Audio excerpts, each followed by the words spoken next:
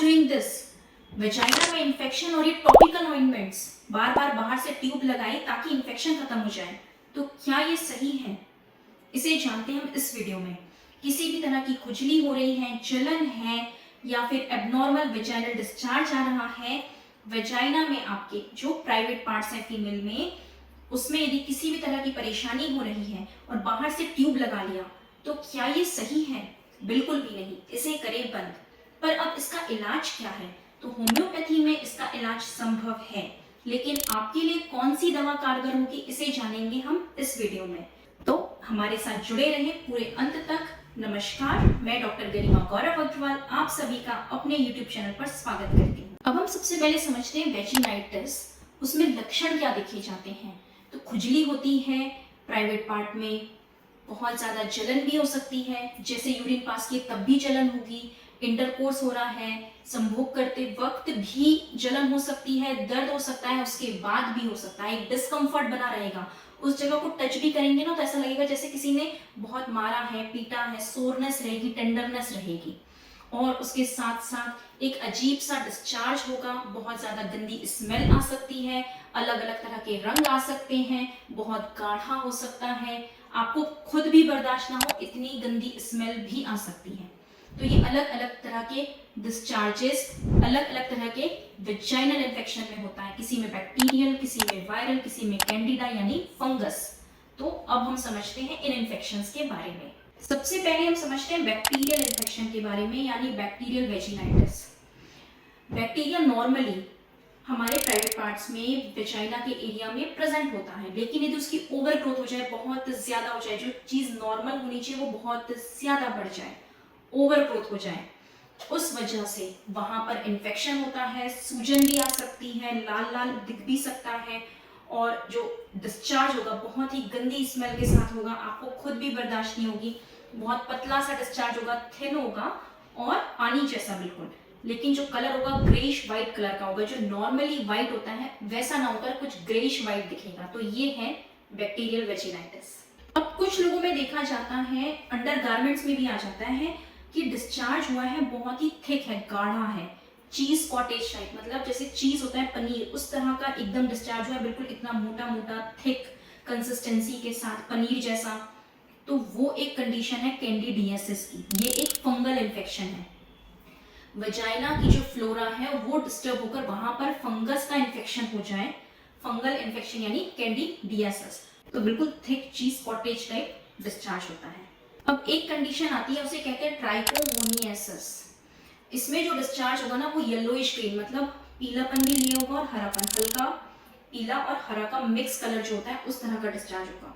इसमें दर्द भी होता है, जलन भी बहुत तेज होती है और बहुत ही फाउल स्मेलिंग होगा, मतलब बहुत ही ज्यादा बदबूदार होता है। ये एक पैरासाइटिक इन्फेक्शन है, मतलब पैरासाइट की वजह से इस तरह की कंडीशन बनती है।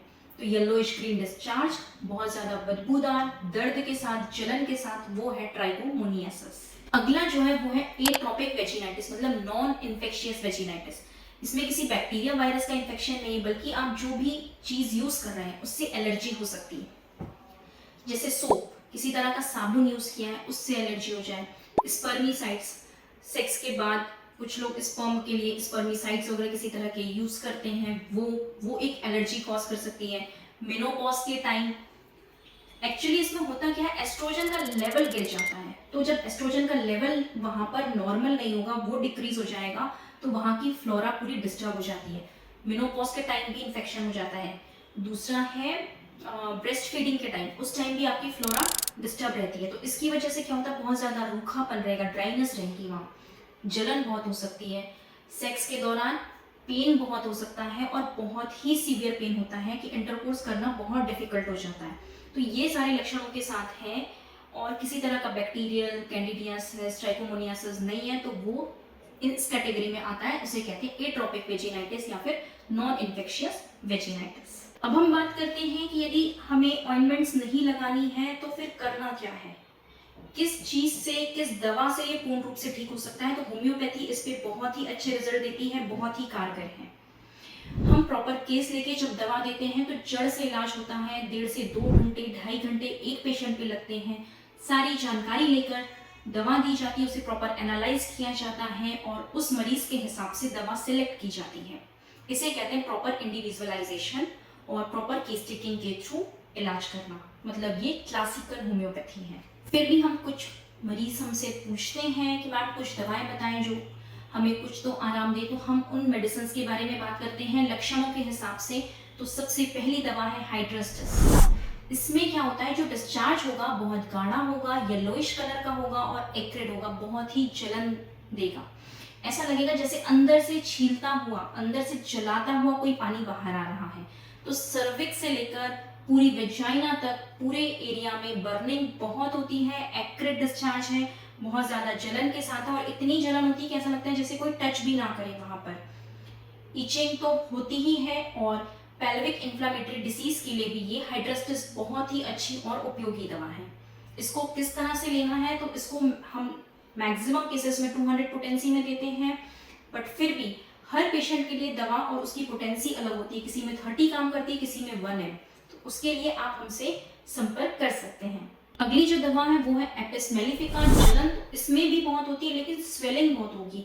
वल्वा और वेजाइना वाला एरिया ना ऐसा लगेगा जैसे बहुत ज्यादा सूज गया है, इन्फ्लामेशन बहुत देखने मिलता है और इतना कि मतलब जैसे इडिमा हो गया। मतलब हम आम भाषा में बात करें तो जैसे आप कहीं पर पानी भर दिए, एकदम टाइट स्किन हो गई, बहुत ज्यादा फफोला सा एकदम से उभरा हुआ और बहुत ज्यादा दर्द वाला, कोई टच भी करे तो बिल्कुल सहन नहीं होता है। तो इस कंडीशन में एपिस मेलिफिका के रिजल्ट्स अच्छे हैं। अगली जो दवा है क्रियोजोट, वो फेमस ही है इस बात पे कि येलो डिस्चार्ज होगा लेकिन बहुत ज्यादा जलन के साथ, इतनी जलन की अंदर से ऐसा लग रहा है गर्म पानी बह रहा है। ये डिस्चार्ज कोरोसिव है, ऐसा जैसे कोई एसिड कोरोट करता है ना, कि कहीं कोई एसिड गिर जाए तो कैसे जलाता है शरीर, बस वैसे ही कुछ जलन होती है कि बहुत ज्यादा जलन के साथ जब भी यूरिन पास करो तब भी, जब वो डिस्चार्ज हो रहा है तब भी जलन होना, बहुत ज्यादा दर्द होना, सेक्सुअल इंटरकोर्स के दौरान बहुत ज्यादा दर्द होना, तकलीफ होना और जलन होना। तो इस कंडीशन में क्रियोजोट के रिजल्ट्स अच्छे हैं। दवाएं तो बहुत सारी हैं, किसी को काली कार्ब लगती है तो किसी को मर्क कॉर, किसी को थूजा, किसी को बेलाडोना। कंडीशन पे डिपेंड करता है और वेरी करता है। किसी को यदि रेडनेस के साथ है तो हम बेलाडोना दे देंगे, किसी को बहुत ज्यादा कोरोसिव डिस्चार्ज है तो मर्क कॉर भी काम करती है, बट उसके साथ और भी लक्षण मिलाए जाते हैं। ये सिर्फ फिजिकल जनरल्स के लक्षण है, हमें मेंटली भी पेशेंट का नेचर देखना होता है कि बहुत ज्यादा गुस्से वाला है, एग्रेसिव है और जलन के साथ डिस्चार्ज है तो वो क्रियोजोट ना जाके मर्क कॉर जाएगा। मर्क का नेचर ही एकदम डिफाइंड है। तो इस तरह से वेरिएशंस होते हैं। इसके लिए हम सजेस्ट यही करेंगे कि आप प्रॉपर डॉक्टर कंसल्टेशन लें। दवाएं बताई गई हैं वो लेकिन लक्षणों के हिसाब से हैं और आपको कुछ हद तक आराम देने के लिए हैं, लेकिन यदि जड़ से इलाज चाहते हैं तो डॉक्टर से संपर्क करना बेहद जरूरी है। चलिए फ्रेंड्स, ये वीडियो यहीं कंप्लीट होता है। जल्द ही मिलते हैं अगले टॉपिक, अगले वीडियो के साथ। किसी टॉपिक पे आप हमसे वीडियो चाहते हैं तो आप जरूर हमें कमेंट बॉक्स पे कमेंट ड्रॉप कर सकते हैं। हमसे ऑनलाइन कंसल्टेशंस चाहते हैं या इवन ऑफलाइन चाहते हैं तो दिए गए नंबर पर अपना अपॉइंटमेंट बुक कर सकते हैं। और भी किसी तरह की जानकारी चाहिए है तो आप हमसे मिल भी सकते हैं।